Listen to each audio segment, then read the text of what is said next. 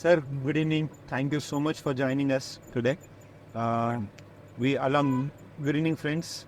Today, along with us, we have the DFO for Nagarkurnool, Rohith sir, and along with us, we also are the FBU for Achampet. So, thank you so much, both of you, for joining us. Sir, Rohith sir, it's been 4 years that you've been working in this range of Amrabad, ATR, and the Achampet division. What is that one thing that you feel has brought in a tremendous change in this entire ecosystem, and what do you appreciate about it? So the question is very general. I think what you leave when you leave a place or you work is how the attitude of staff is towards the goal of the organization. So I believe like in 3 years I have seen people have become much more dedicated and passionate about protecting and conserving wildlife, especially staff, because in spite of we being a tiger reserve for very long and there has always been like many of the recruits were very young. So they were not trained in aspects of wildlife management or for that matter protection. So I think in last 3 to 4 years we have considerably improved in subjects of tiger monitoring, tracking, also protection in general. And I think there's a marked change in the way we deal with our plastic waste management along the road, because the plastic problem has been there for decades now. So the entire place is, if you see the place along, there's nothing but people just stop by, have food, or they just litter. They have so many places to throw their litter away, but they throw it in these beautiful jungles.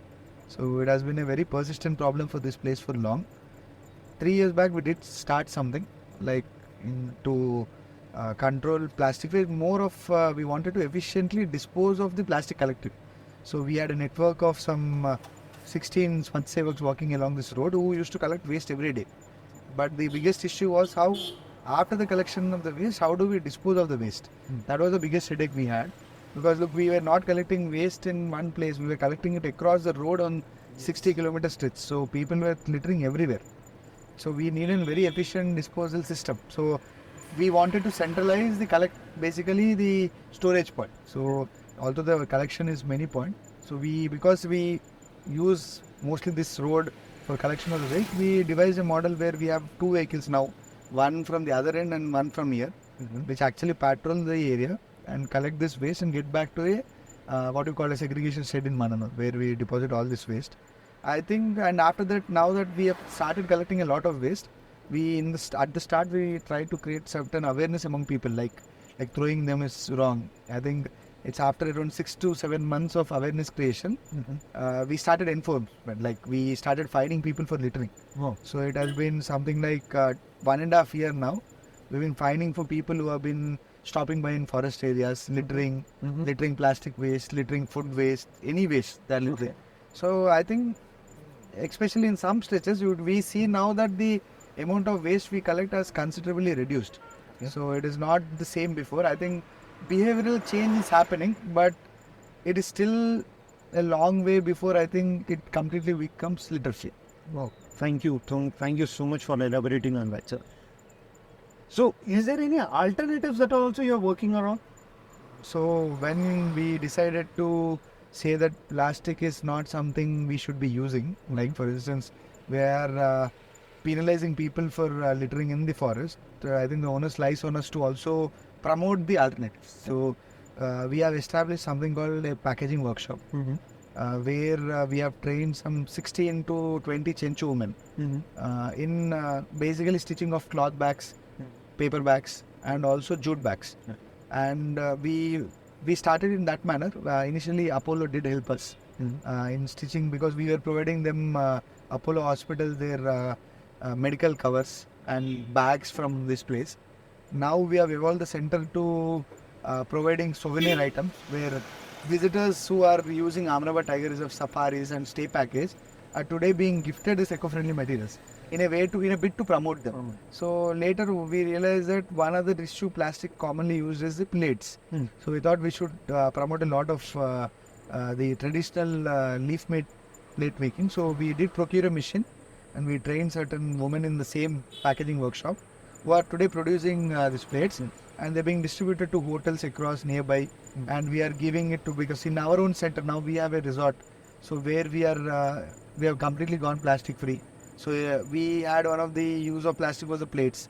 So we started using leaf plates. So I think even the consumers who have started appreciating it. So apart from banning plastic, we did focus on providing alternatives and also promoting them so that they actually become what you call accessible to people who would actually want to use them. Wow, that's one.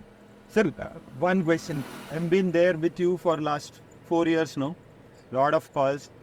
How do you feel that Switcheko has become a part of something which what you are trying to do here in Ahmedabad? So I still remember when we started the thought process of having a proper disposal system, November 2020. Yeah. So that is the day I joined, and within 10 days I remember then Field Director Sinha sir wanted to have an efficient plastic disposal system, and I believe you were called back then to explain us what to do. I think we had an initial discussion where we wanted to evolve the solution. I think the day we discussed we need to have a centralized collection point, storage point, and have a baling center so that it becomes easier to transport. With what we started on a temporary basis in small area. I think the entire guidance of how it has to be set up thankfully has come from Switcheko. They have actually guided us through the entire manner in how to efficiently collect, dispose, and also help us connect to the recyclers. So that way I think we were able to, whatever hard work we were doing in collection of the waste is streamlined in a manner where it is efficiently disposed of in a manner which we are proud of. Like our every staff today is especially proud that every bottle we collect here is, look, you collect in waste in a place and you cannot throw in another place. So if a waste is disposed efficiently away from the forest in an area where actually it is being recycled, that's a very proud thing for everyone, and I think it is only because of Switcheko that we were able to actually achieve it. Wow. Sir, one more question. So, it was a barter system which started off with? Yes. Where now you're seeing a lot of sustainable products also been brought into the ecosystem because of the barter system of barter of waste. So, do you feel this is a good model to be adapted by most of the other people around? I think it is like dual thought process. I think we could either go for a revenue model where I think only the PET bottles actually have some value where we can earn money. And because the transportation cost from Ahmedabad is little huge to get into the recycling center, I think as such the value of your recycled product has diminished. And I think our electric baling machine to a great extent has ensured that because we get for less storage space, we can actually put in more bales now. I think our economic process of baling has become little more feasible. And initially the system was we were offered, initially we were paid money for what we got. And later if you see now most of our properties use something called glass bottles, which is nothing but for the waste we disposed through Switcheko, we were able to get alternatives so that for the plastic we sold off, we were able to procure and put up eco-friendly products. So that way I think we replaced plastic with much more sustainable, and from plastic we procured this thing. It's not like we put in any new funds to get them done. Yeah. Wow, great. Sir, off topic, what do you do in the evenings when you're out from your office? Do you also have friends here who Netflix and chill kind of a thing? I think internet is available everywhere, so Netflix and chill is same for everyone. But what I do in the evenings is, it is still the same what I do in the morning. Because it doesn't matter where we sit in the office. Okay. Because the problem is 24/7. People do not mind whether it is 5 o'clock in the evening or 9 o'clock in the night. So you mean to tell your colleagues and peers do not let you do chill at all? It is not about my colleagues. It is just about the demand of work. It is not someone putting a pressure. It is just that the work demand is so high that almost every minute of yours is actually accessible for work. So how do you relax yourself? What do you think? Look, it is relaxation doesn't happen in a fixed time frame. It is a relaxation throughout, because you don't feel like you work when you work in forest. Wow. It is almost relaxation all throughout the day. Wow. And even if you are plucking out one plastic bottle, I believe it brings immense satisfaction to when we do cleanup drives. We collect something like 20-30 kg. It doesn't feel like work. Okay. It feels only like relaxation, and you carry a lot of satisfaction after you do that. So I don't think it's a case of work, but it's just that it's fun. But I have not, because I've been working with you and seeing. Is there any other officer who's as equally passionate about waste? It is not about, I think, look, I wouldn't comment anything about any other officers. I think it's not about officer, I think it's every human being dislikes seeing waste. No one fancies throwing waste or seeing a place ugly. So it is in our human psyche, it is very clearly there that we all want a place to be clean. Okay. It is just that, what are we doing to get it done? So there is something called individual responsibility. I think I am not here to lecture about what we as an individuals are supposed to do. But if we are sitting in official capacity, and that too when you are guarding an area as pristine as what Ahmedabad is right now, and for that matter any forest or any institution for that matter, the responsibility lies on us to ensure that the area is actually clean. Because look, traditional forest management tells that you provide animal protection, water, fodder, they will take care of itself. But instead of water, I cannot provide the plastic, right? So it forms the core part of your wildlife management to ensure that your area is not polluted by plastic. So I think that is where I think on a generalistic sense, I think a lot of us still have to contemplate how to eliminate plastic from our forest areas, because it is not acceptable to have plastic in areas where wildlife are actually moving. When we were just passing by, I just saw a board that if you litter plastic, there is a fine of 10,000 rupees penalty on it. Yes. So, if at all I throw litter plastic here, I'm been fined 10,000 rupees. What happens to that 10,000 rupees? So the thing is, we have two patrolling vehicles actually, with a specific purpose to guard this road. Okay. Basically, they patrol from सुबह 6 बजे से रात में 8 बजे तक when the vehicular traffic is on. So they ensure that no one stops across the road, neither no one litters nor no one feeds animals any products like food and all. So in their duties, if they see anyone, because we have put up a lot of signboards stating that these are the regulations you have to follow in the tiger reserve, anyone misusing or abusing the law are fined. So every fine rupee which we collect will go into tiger conservation. Because look, it is the animals who are getting lost here, because they are at the mercy of people throwing plastic and they are being hurt now. So we plug the funds. Look, we need for information, like for the vehicular patrolling vehicle as expenses, we use the money for that, and apart from that we use it for the regular tiger conservation purposes like watering, etc. So we are penalizing people who are misusing law to fund tiger conservation activities. Sir, you're here for a month and more now. So before coming down to this place, I think you would have got the opportunity to witness most of the other places as well. What is that uniqueness of this place? Landscape of the Ahmedabad Tiger Reserve is very good. The same landscape I found in the Panna. Okay. So here it is very good for the tiger. So now earlier tiger numbers were very less, but due to the conservation efforts of the team, number of tigers has increased over the period of time of last 4 years. Wow. So I like the landscape here and how it will be useful for the tiger. What is there any other uniqueness apart from the landscape you find here? So many initiatives taken by the sir are very good. Like he has mentioned earlier, like plastic ban is there.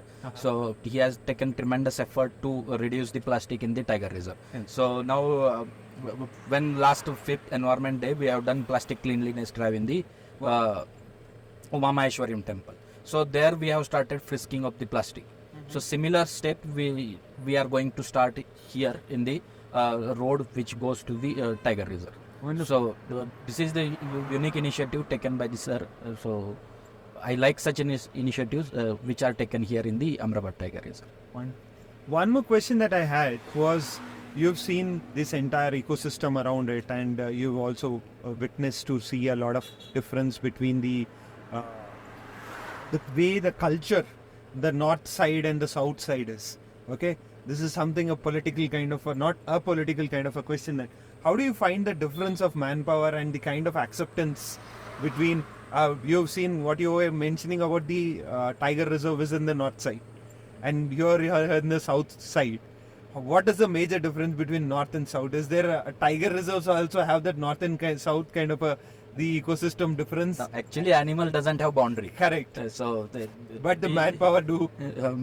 Animal doesn't have boundary. So we have seen bison here 3 years back. Correct. So they came from the Karnataka. So similarly, in few days earlier we seen in Asifabad some tiger elephant came from the Maharashtra. So there is no boundary for the animal conservation or conservation of the wildlife. Correct. So I don't feel there is any difference between the two tiger reserves. One is in the north or one is in the south. And here connecting we have Nagarjuna Sagar Srichailam Tiger Reserve. So their efforts and our efforts, coordinated efforts are required to conserve the tiger here. Wonderful. So you mean to say whatever the support you would have got in north is the same support that you would be expecting it to get in south as well? Yeah, it will be there. So, Great. So one question for both of you, sir. So now you mentioned sir has mentioned a very valid point that you have to be in coordination with the Andhra side of the thing as well. How often do you guys coordinate on those kind of things? We actually do meet often. Luckily, it's my batchmate on the other side, so in phone it's almost every day. But otherwise also we meet physically with all concerned officers in matter of 6 months, every once. And our staff who go on patrolling actually meet much more often in a manner. Any other objective, like we have a trans-corridor tiger movement. We have, apart from tiger movement across the tiger reserve, we also have issues plaguing both of us commonly. So it needs joint enforcement, like we have illegal fishing across Krishna backwaters, which both of us have interest to stop them. And we also need to ensure that the corridor is kept clean so that the animals cross across. And then this is persistent plastic problem which lies, and the problem is same for both of us. Since they have Srisalam on their side, the problem of plastic is even much more acute. So we always had, I remember when we started this plastic disposal program 4 years back, they replicated it back immediately, doing a similar model to us. I believe they have used the same disposal system, and I think later they changed the disposal system so that they can dispose it on a local manner in a much more efficient manner. Correct. And now after that learnings, I think now they have gone a little further ahead, because I think government of AP has declared Srisalam to be a plastic free zone, and they are not letting any plastic bottles, water bottles and other materials being sold inside the temple zone. And they have set up a lot of RO plants as an alternative to this. So if you see in that consideration, I think they have gone one step further ahead in banning plastic in their place. Now because Ahmedabad's plastic has always been Srisalam driven. So now that Srisalam has banned plastic, I think government of Telangana also has issued orders to ban entry of plastic into Ahmedabad Tiger Reserve in consonance with the orders given by Andhra department, because now we need combined efforts to prevent plastic across the Nalamala. It is not just Ahmedabad or instead it is comprehensively we need a minimal use of plastic in both zones. So in that perspective, now that we also have received an order where we are mandated to make Ahmedabad Tiger Reserve plastic free from July 1 of this month. Probably we are 11 days away, where we are going to start frisking of every vehicle going inside, and we are going to ban entry of plastic inside the checkpost. So we are going to set up a plastic checkpost in Mananur, where we will have guards standing frisking every vehicle to remove all prohibitory items, so that none of the visitors or pilgrims traveling across the path are using any plastic. So we basically want to eliminate the usage of plastic to almost to its maximum. This is going to be the India's first tiger reserve where a frisking is going to happen? I believe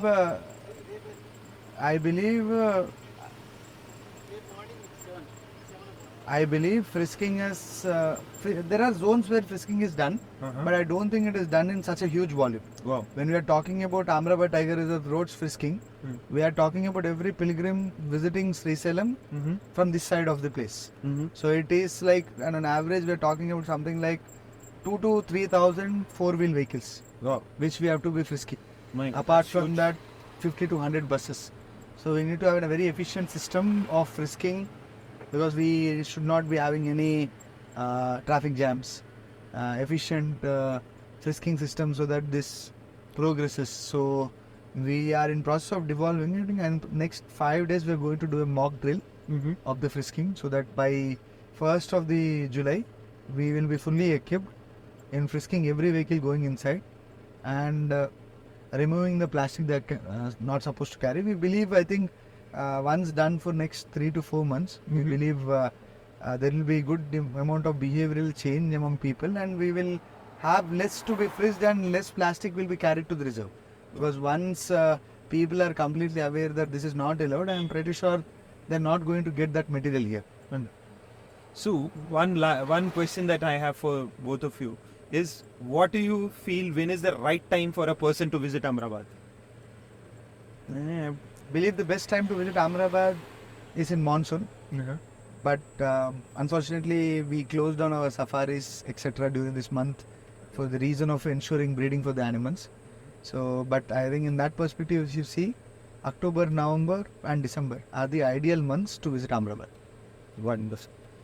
Right, sir. Thank you so much for giving us the time and giving us a more detailed about what we will try to do about the plastic waste and how we can eradicate on that. Any last thoughts about anything that you wanted to share? Actually, mandate of the service is protection of the land, protection of the forest, and protection of the wildlife. Wow. So I would like to say, like, preventing the plastic inside the tiger reserve will fulfill this mandate. Sir, any last words from your end?